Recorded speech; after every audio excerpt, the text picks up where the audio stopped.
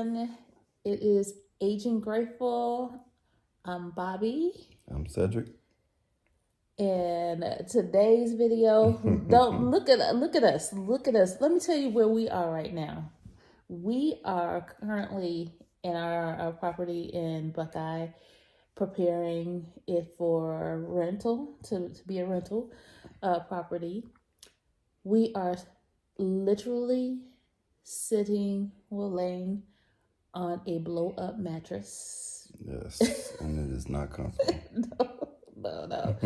And we just a little bit woke up, so excuse the way we are looking, but this is all the process of our channel too. Is we're aging grateful, and living our best lives and going through these processes of understanding that life doesn't end when you're getting a little bit older, right? And to prepare and share about living our best lives. Okay, so one of that in this video we're talking about is lessons that we are learning and have learned about this moving process. As many of you guys know, we are moving to Mexico, Puerto Vallarta to be exact. And so we have come back here and selling our stuff, preparing the home for rent. And we have learned some things, guys, and we just want to spend a few minutes just sharing these things with you. You just jogged my memory. You talking about we were selling our stuff. One thing that we've learned, and this is just not just moving to Mexico, this is just moving in general. The more time you have, the more money you can get for your stuff, right? So you might want to plan that if you have something that you paid a lot of money for and you're expecting to get a decent amount of money, back on it, or you know what I mean? So it just depends on what, and this is a metaphor. I mean, not a metaphor. This is a tip for anybody, regardless if you're moving abroad or if you're moving within, the city you're in.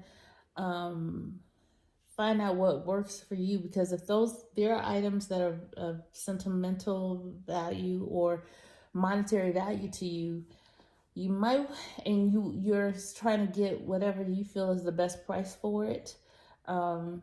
It may take a little bit longer to sell. So you have to be prepared that if that is the case, you might want to give yourself some grace and some time, a longer timeline than you think, to be able to sell those items. Yeah, and I say come up with a plan B, because if it doesn't sell, what are you going to be prepared to do? Because we are down now to our sectional couch, which we paid a lot of money for. Yes, it's a huge. It's 11 by 11. And everybody loves the couch. It's 11 by 11. It's pretty longer. much, no, it's 11 foot. 11 foot by 11 feet. Yeah. And everybody loves this couch when they come over, because everybody can fit on it and it's comfortable and all that. And we paid a lot. We paid a lot. Yeah. I'll just say we paid almost $4,000 for this couch. And I'm thinking, okay, it's a nice couch. Everybody loves it.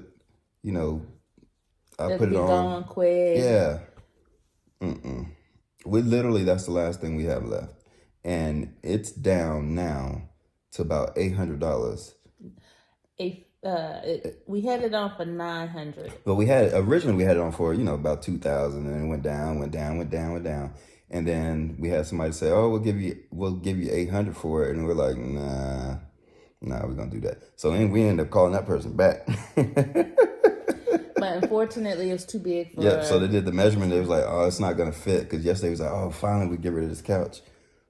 Not gonna fit. So now it's like, okay, we got literally a week to try to figure out what we're gonna do with this couch. What's plan B? Do we just let it go with the trash, So Or these are things that we have learned, right? So that's where we are with that. So that's an example yeah, of it's what just we're an talking example. about. Another thing is that there are things that I realize, or we realize, that are truly of value, valuable items. I mean, high price items. Like today, you could go and buy these items and spend quite a bit for them, and the people are interested but not willing to pay the price. Even at a discounted of like half the price, they still are not willing to budge on buying them. They People want an even a lesser price point in order to get those items. So society is in this space where they think, oh, the consumer's going to pay for it. Brand new, they will pay for this, and these are things that are just nice to have for people.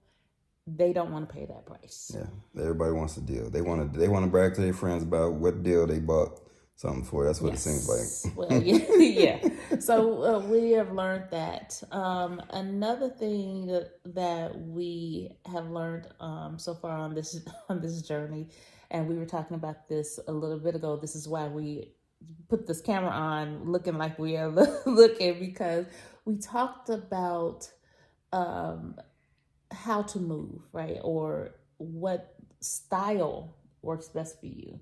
Like we were talking about how for us going back and forth from, like, we've been in Mexico, we've been back here in Arizona, then we went back to Mexico and we came back here. And for us, that style worked for us to be able to begin the process of moving abroad, right? Yeah, so you got different styles, right? You got some people that have a goal of moving abroad, so they basically get all their affairs in order, and then they go through the process of selling everything or whatever, getting rid of everything in the U.S., and then they make a final decision to move abroad On where they're on where they're going. going to go. For me personally, I can't speak for us. For me, I found it, and I was talking about telling her this morning that we've technically been going back and forth since October, and I couldn't imagine had we left in October, knowing that we want to move there with the goal of moving there, and then not being back since, right? I think for us going back and forth and making a commitment on a place there kept me motivated to do the process, to see it through, right? Because it's easy to get distracted Oh yeah. and frustrated and feels like there's no light at the end of the tunnel. Had we just come here and just tried to do everything and then said, okay, at this date we're gonna go, because that going back and forth, to me, every time I come back, I'm like, yeah, okay, I'm ready to go again. I'm missing this, so it kept me motivated to do it. And there's a lot of people that do a lot of different moves, and Right. Cool. So some people can literally go visit a place, know that this is it, go back home, sell everything, and then move back. Like literally, like within a week or two, and then move. Then there's some people who plan. It takes a while, for them to plan. And they may say, oh, well, we're not leaving for about 2 years or 3 years or whatever. And they make that plan and get all their ducks in a row, and take their time and make that commitment. And then there are some like us who go back and forth, making a decision and saying, okay, we can have this place here and that place there, and we'll just go back and forth, all the while making little decisions along the way. So just know and be okay with whatever way you're doing it. There's many ways of doing this. It's not one size fits all. It's whatever works for you and you figuring out that style of moving. yeah, and I will say one thing about going back and forth, it is expensive. Don't get it twisted. It can be costly, It yes. can be. It's going to be more. I can probably 100% say it's going to be more expensive than just doing one thing, particular style. Because, yeah, going back and forth, trying to manage a couple of places and all that stuff. And that leads me to the other thing, lessons learned is, going there and or being, abroad. And when we were looking for a place to rent, you kind of get excited when you see a place. Um, I don't know if I would have known what we know now if we would have got that first place. Yeah, so let's say this. Uh, we fell in love with Puerto Vallarta, and we love kind of the actual traditional Call it colonial style. colonial style, and the fantasy that we had about open air living and stuff like that. So when we were, I think we were just really initially excited about the fact that there was a place for this price point, that it seemed like it would be conducive for us to be able to live. And so we just really jumped on it. There's nothing wrong with that. Listen, Yeah. but what we've learned is, and we were getting ready to leave too. That was Yeah. another thing. We were getting ready to leave, and we couldn't believe it. And we were like, oh, the heavens opened and gave us a place. But in reality, taking a step back now, we jumped on it, and we found out that it wasn't conducive. But that's just in general in life. Yeah. But if you have time to really look at a couple of places, because we had only looked at realistically like one, right? I can't No, remember. two. We looked at two. The one the gentleman showed us. Oh, yeah, we did look at two. We looked at two. Take your time and look at a few places before you make that decision. And this is something we learned. Again, we were just so excited. The first place that we saw was very tiny, and we needed space for not only ourselves but our daughter. And it was very tiny. And then when we saw for almost a similar price point, first place that we actually rented, it was a lot bigger space. The thing is that there was no privacy, right? So for us nor our daughter, and you got to take these things into consideration too. Yeah, yeah, and just take your time. I mean, it's you're always it's like with anything, right? Even in the States, like you rent a place, and then as soon as you get in it, that's how the law works, right? As soon as you get in it, you see a better place. You see a better place. So I would advise you, once you get in there, if you're happy with the place, it's just to stop looking, because you'll drive yourself crazy. Please do. And I'm a real estate agent. Listen, you guys, I'm a real estate agent, and that is a rule of thumb that I live by. Listen, once you have found your place, and I mean, after going through a few, and I'm not saying going through 20, please, no. If you're going through 4 or 5, and you can pick from those, stop looking. The thing is, there will always be something better. I'm not going to even sugarcoat it and lie. There's going to always be something better. The thing is that it's the bird in the hand, like, right? Beats the one in the bush, because so many people have done that and put their money on the line and lost it, or lost both places because of not making a commitment to one. So yes, go through a few places, take your pick, and then go for it. And that's it. Because there's always going to be a place. Always going to be a place. Yeah.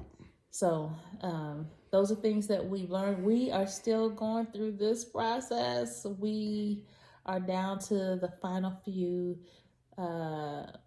days here, which I'm excited about. We've finalized the cleaning and everything of this property. Yeah, so we're this is it, guys. I mean, we've pretty much done it. It's almost over, and we'll keep you guys posted. We'll keep you guys posted after stuff has been cleaned and we are on our next phase in this journey. So thank you guys for tuning in and staying with us through this. This has been interesting. Our process. Yes, we've sold everything pretty much. Yes, sometimes it was a challenge, mentally and emotionally. Um, but there's a purpose behind it. And what's your saying about what is it worth it to you? What is it worth to you, right? Yeah, what is it worth sacrificing to Sacrificing. live the dream you want to live? Absolutely. And then, so if you enjoyed this content or want to see more of it, we advise you to smash the like button, subscribe, guys, and share and subscribe, comment. Let us know what share, else you want us to comment. talk about. Anything you want us to talk about we haven't talked about. Anything you want to see Yes. in this process. Ask questions, Yeah, just let guys. us know. We definitely we've learned and are learning a lot about this. And I'm sure there's a million things that we're forgetting about as soon as we stop this video. Another thing too that we learned through this process and is being grateful for being honest, upfront, and truthful about the process of renting, because in the place that we no longer in the place that we first rented, we are in another place, and we had so many people tell us, well, just leave if you're unhappy with the place. Yeah, and I think we touched on that in one of our other videos, that we found another place and we were going to pay for both places. Yeah, so and that's what we were going to do. We're fortunate enough to do that. So that it wasn't a big deal. I mean, Right. it's a big deal. I mean, it's a big deal. Money is money. Let me tell you something, because our journey is about saving retirement money. planning, right? We're also planning for retirement, and that's in preparing ourselves to do that, and which we'll go in more detail later about how that's working. But we were going to pay, as Dave Ramsey called it, the stupid tax. The stupid tax, and we were going to be responsible for that because we made that decision. It was totally us. And we acknowledged that, and we were going to do our due diligence to make sure that we took care of that. But people were telling us, "Oh my gosh, listen, just leave. It's Mexico. They're not gonna do anything. It's not like America where because you don't have to do the credit checks. Just leave. There's nothing they could do to you." And I mean, it was just. These are local people. Yeah, these are people just telling us, and what not necessarily local. Well, some of them are local. Some people expats, but they don't care. And first of all, let me say this, guys. Please always do stuff decent and in order, because you never know things that could occur, right? And so even though people were telling us things like this, we were still of the frame of mind that we were committed to this. We made that decision. And so it was for, was it like 9 more months that we were going to be needing to pay for this. So we were going to do this. And we were saying, worst comes to worst, we can at least use the pool over there, because where we're moved from is not that far. So we were looking at it, from that perspective. But what we wound up doing was actually reaching out to the property manager for where we were staying, and we explained the situation to them. Now there were some issues with the property, not just the fact that we had open air living, which for some people that might work. I am a magnet for mosquitoes. But to be fair, like this time during high season, it wasn't bad. It wasn't bad, but we didn't know what was going to be upcoming. So during the high season, it's okay, it's fine. Open air living is fine, and we probably wouldn't mind open air living if it wasn't that we didn't have rooms to cut off. There was no other area that we could cut off to avoid it. Absolutely. So that's thinking. And like I said, I don't think open air living is bad. I think it's wonderful if you have a place somewhere where you can kind of close sometimes. Yeah, because a lot of people have the open air living, but then they have the bedrooms. They have actual bedrooms that they can go into And with if AC. that was the case, that would have been totally fine. Yeah, absolutely. Because I think there's beauty in being open like that. It's, you know, as long as you have a place to go. But we talked to the property management person, and then they talked to the owner, and we just explained to them. And we also gave them an option because we were saying that we would be committed to paying this, or what would you like for us to do? And they talked it over with the owner and the lawyers, and they decided that they were going to go ahead and let us out of the lease. Okay. Yeah. Which was great. And to refund us back our security deposit and our down last month's. Yeah, basically refund us all the money back. Yeah, not all the money that we spent, but all the money for the security deposit in the last month's rent. Last month's rent, and which was a blessing, and so that just goes to show that, you know, you have to take care of your responsibilities. Like I said, we were prepared to go ahead and pay for it, but they let us out. Thank you, Father God, and so yeah, that's how that worked. Yeah, so that's just a lesson learned. Just have integrity and do the right thing, because it comes back on you. Yeah. You call it, you know, reaping, sowing, karma, whatever you believe in. It's you know, just treat people how you want to be treated. Yeah, treat people how you want to be treated. Absolutely. That is key. And I don't care where you are. That is key. You really do. And I understand that, you know, that might be what people do, and that there's nothing wrong with it if they decide to leave or whatever. That might be the process. I'm not saying it's not, and I'm not saying it's right or wrong. What I am saying is that for us, just being open and honest and upfront with them, it helped our situation, right? So yeah. There's that. Listen, there are so many things that we've also factored in too, such as even things about taxes, guys. And I mean, we are learning virtual mailboxes. There's just so many things we're learning. The passport processes abroad, and we are learning a lot, guys. And so, and we're going to do videos on these items too as we are learning them. But we just thought we'd pop on here and give you this information about where we are right now. We're tired. But we're doing the darn thing, and we appreciate you guys for being here. And yeah, let us know if there's anything that we can address and answer for you guys. And those of you guys who are doing this with us, or going through this process right now, or thinking about going through this process, we are here for you. We're rooting you on. Yeah. You got this. And those who have already done it before us, thank you for paving the way. We appreciate it as well. And yeah, we look forward to supporting you guys too. Yeah. All right. We're going to say peace. Deuces. Deuces.